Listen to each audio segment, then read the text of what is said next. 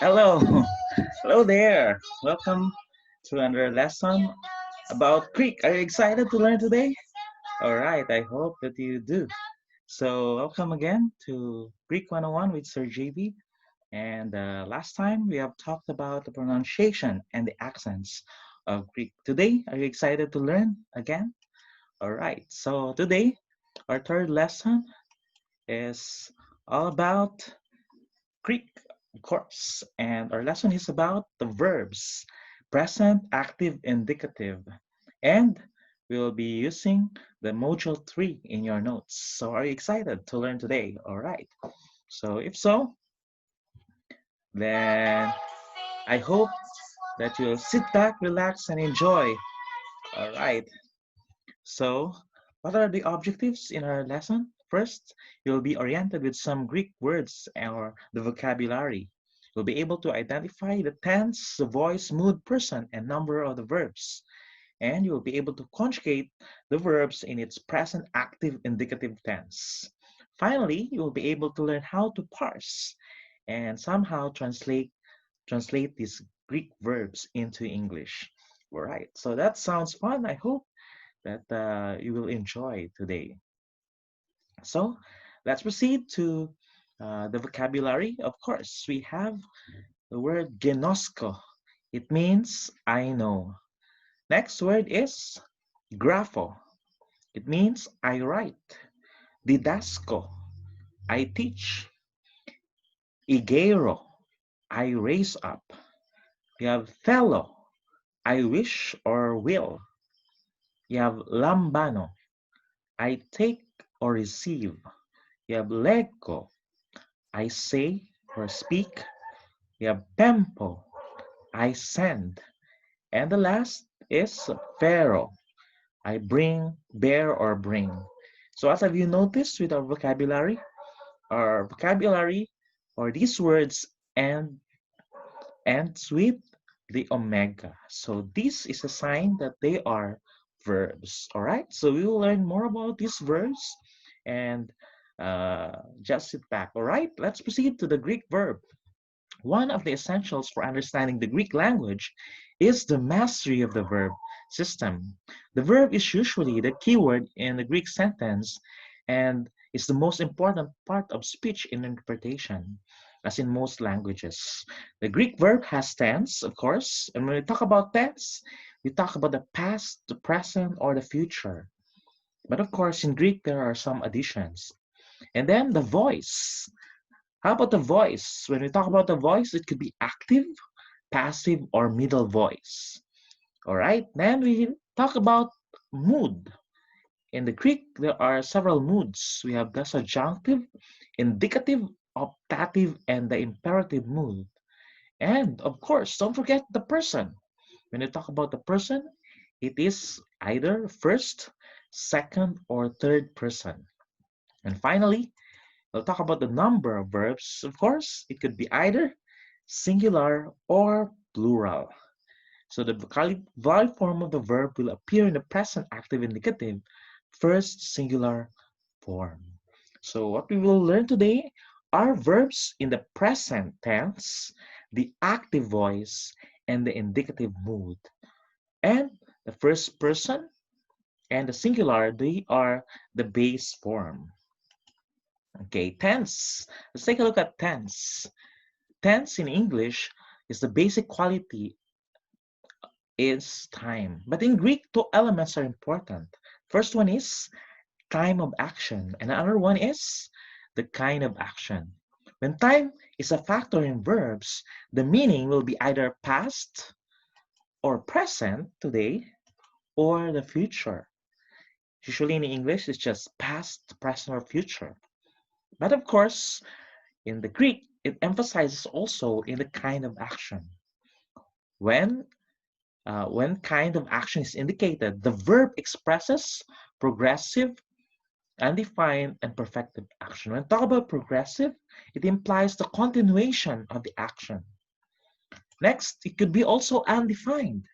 It is expressed in the aorist tense and does not specify the kind of action. So we will learn that in lessons 15. And finally, we have the perfect action. It describes the action as having been completed with the result of the action continuing. So you have finished it, but still the result is ongoing. So let's take a look at this. If progressive, it is still continuing.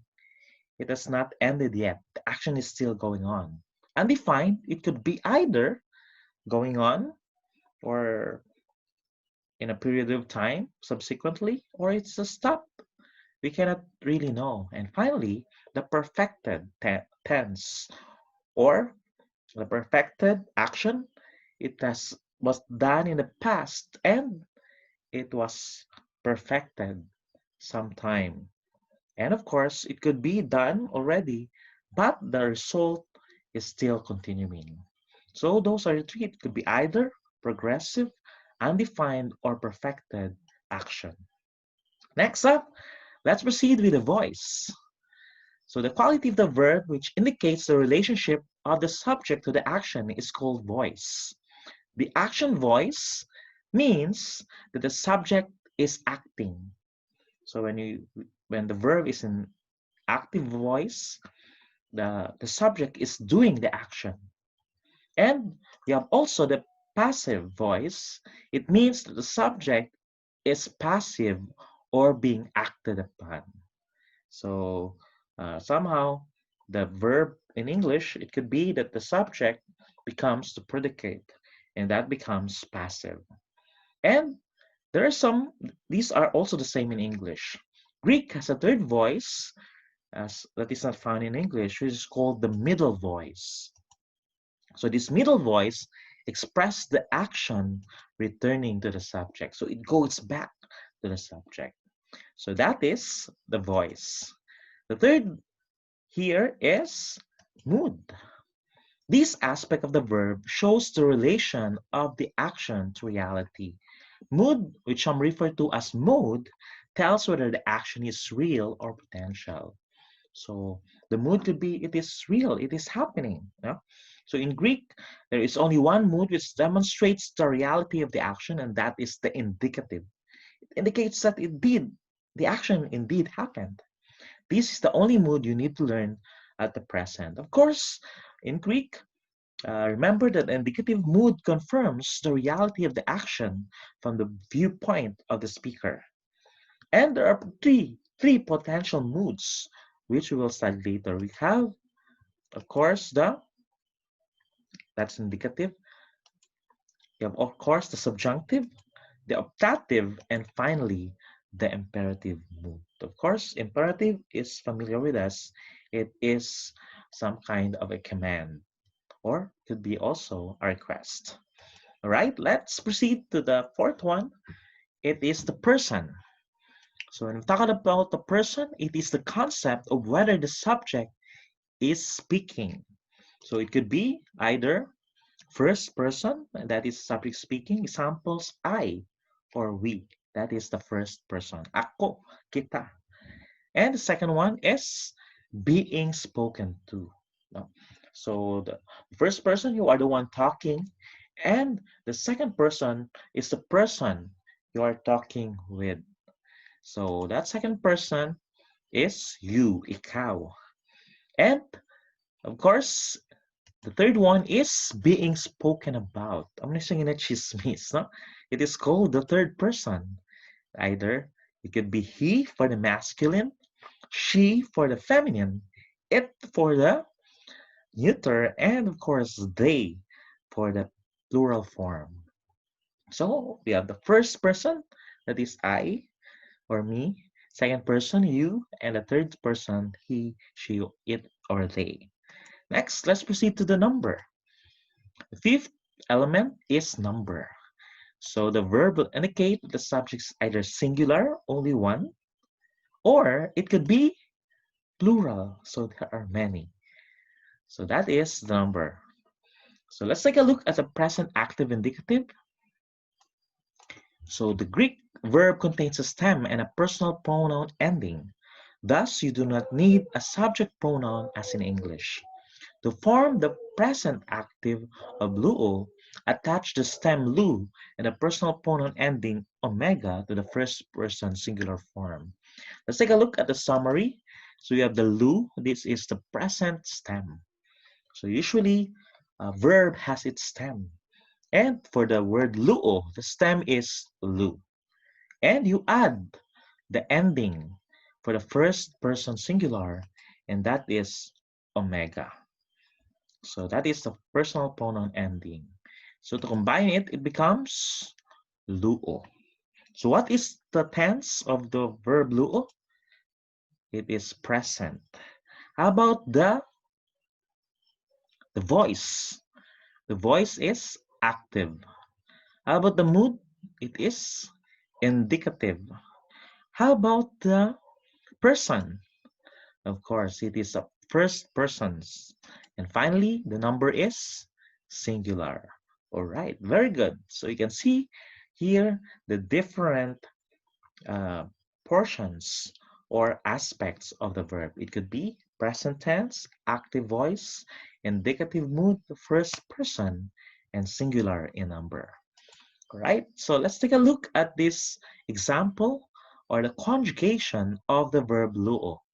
So as we have learned, luo has the ending omega. It means I am losing.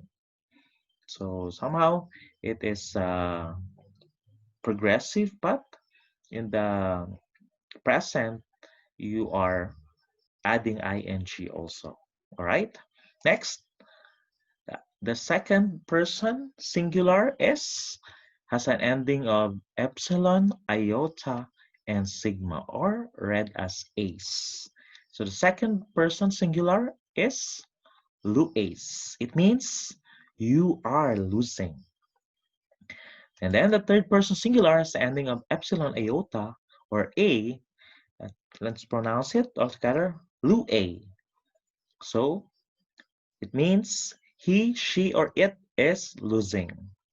And then for the plural, singular, first person, the ending is omicron, me, epsilon, and you, or pronounced as omen. So let's read it all. Lu omen. It means we are losing. Then we have the second person plural as the ending epsilon, taf, and epsilon, or pronounced as ete. Let's read lu ete. It means you are losing. And finally, in the third person's plural, the ending is omicron, epsilon, sigma, and iota or OC. But remember that if the next word begins with a vowel, you should add a consonant. Nu. So the Aussie or the Aussin, it means they are losing. And finally, if there is an infinitive form, it is added with a epsilon, iota, and u. So that is pronounced as ain. Let's read all together. Luing means to lose. All right, so let's proceed to the present active indicative accent. Note that the accent in verbs is recessive and will move as far to the beginning of the word as possible. So the accent could be shaky, it could be in the first, of course, and the penult, it could be in the penult or in the ultima. Then let's proceed with the infinitive. The infinitive is part of speech, which is hybrid verb part and part noun. So it could be a verb and a noun. No? It has tense and voice and can function in some ways as a verb. The infinitive may also function in a sentence as a noun. So the ending of the infinitive is a fixed form and does not change except to indicate tense and voice. So usually it ends with ain, as you have learned earlier. Okay, next we have the verb stem. So one factor distinguishing one verb from another is the stem. So the stem remains unchanged as endings change according to person and number. So the stem is just constant. To identify the present stem of the verb, remove the omega from the vocabulary form. So you just add the endings. So that's how you conjugate the Greek verbs. And fourth one, of course, the present tense. This tense usually shows linear or progressive action in the present time. It is translated with a simple English present tense, I lose, or with a progressive form, I am losing. So it could be either I lose or the progressive form, I am losing. So either way. And next, second person. A peculiarity exists in the English language in that the second person singular and plural have the same form. You are losing. So the same, no? However, in Greek, it differentiates between the two. So it's different in Greek than in English. Next, we have the movable nu. In the ancient text, sometimes a nu or ni called a movable ni appears in the third plural form of the present indicative active after the iota. It also appears at the end of other words ending in C or epsilon, especially when followed by another word beginning with a vowel. That's what I'm saying earlier.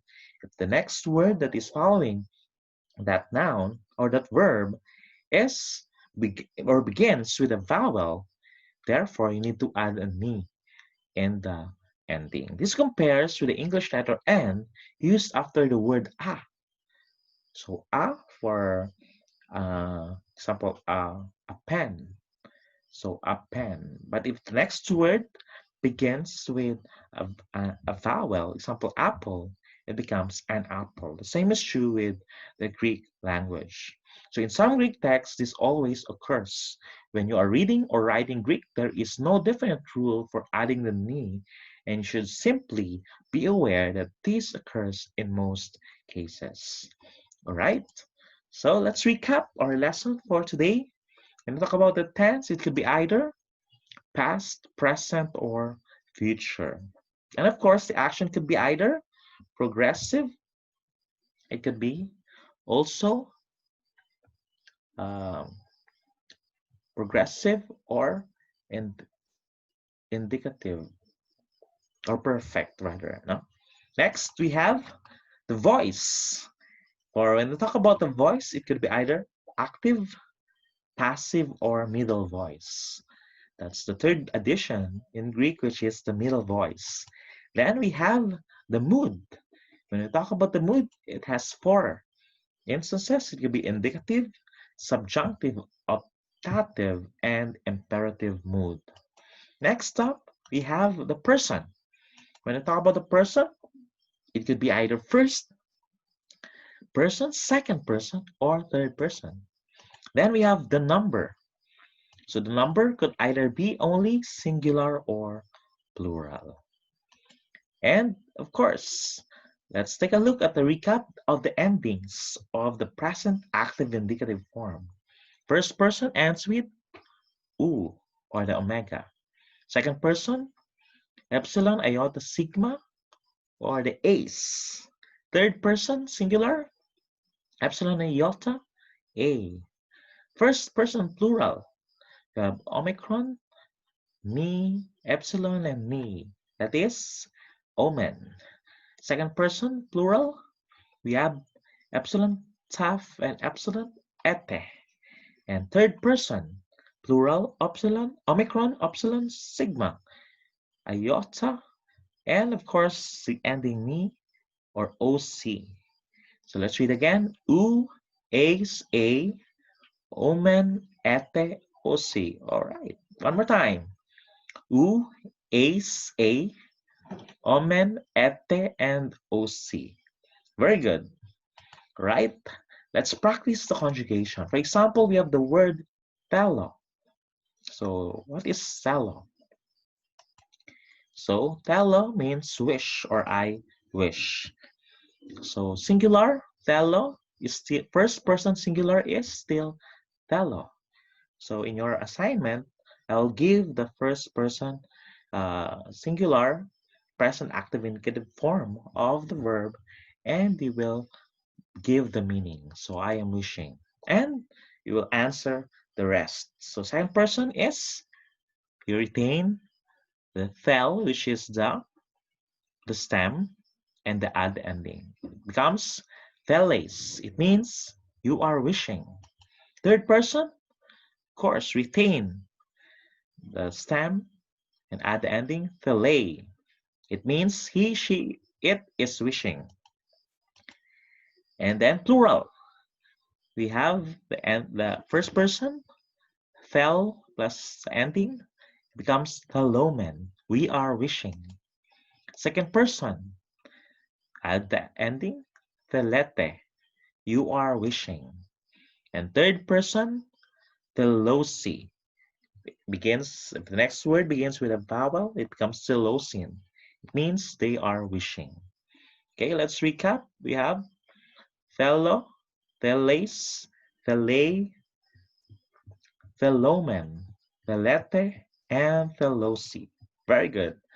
So next, it's your turn. No? Later on in your assignment, you will be doing that. I'll be giving some verbs and you will conjugate it. This time, let's proceed to the parsing. What do you mean by parsing?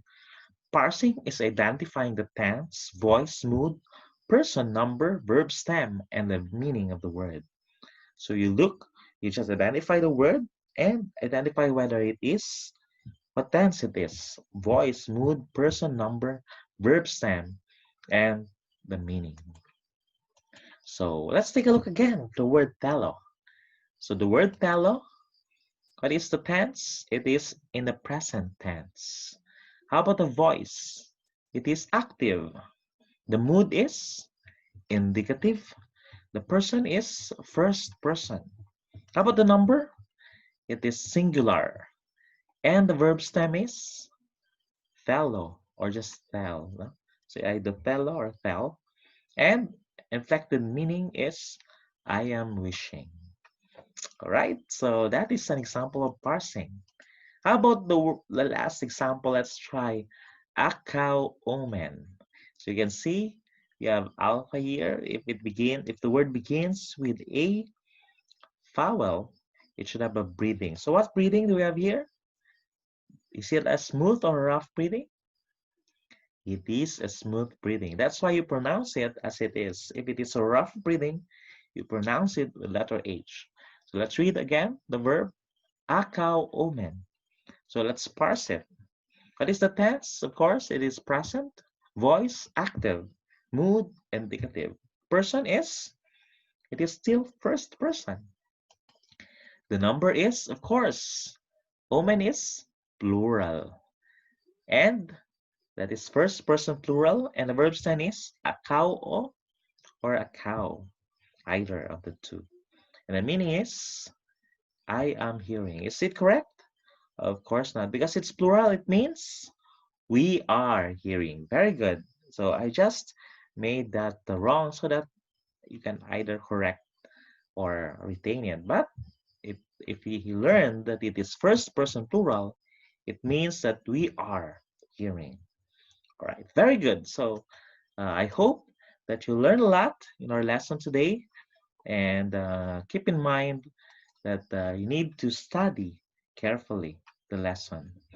And practice makes perfect. So thank you very much. Don't forget to subscribe and also hit the notification button.